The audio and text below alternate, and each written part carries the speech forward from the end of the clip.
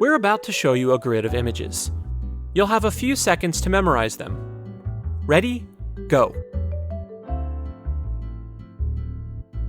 Time's up.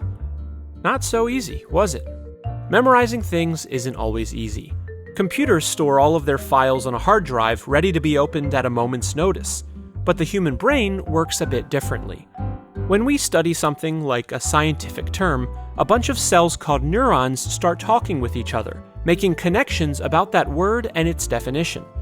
Then, when we're trying to remember that term later on, our neurons work together and strengthen those connections. So, the more often we study something, the stronger these connections become, making it easier for us to recall. A better memory.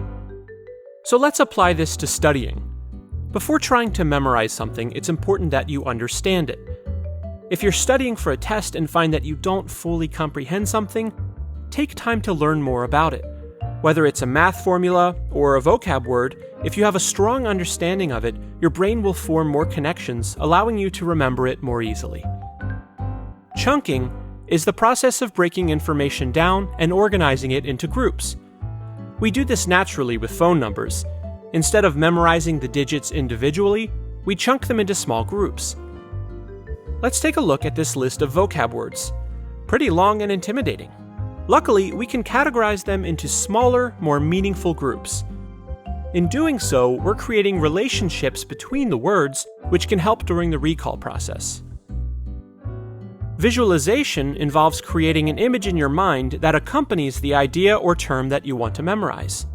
When you study something, like this definition, you're creating a verbal memory of it, or a series of words. But if we take that definition and create a visual image to accompany it, we're giving our brain two different ways to recall the information, visually and verbally. Talking aloud when studying can help increase the odds of committing something to memory. Psychologists found that you're more likely to remember something if you speak it instead of reading it silently. This is called the production effect.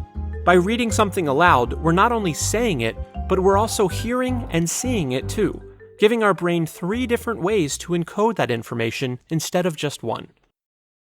You can test how well you've memorized something by teaching it to others. This can help you to make your own mental connections about the material while you're explaining it or answering any questions your partner might have. And if you're not able to fully explain something, then you'll know what you need to focus on. Now, these methods don't work like magic. You'll need to put the time in to study. After all, memory is a skill, and like any skill, it's something you need to practice.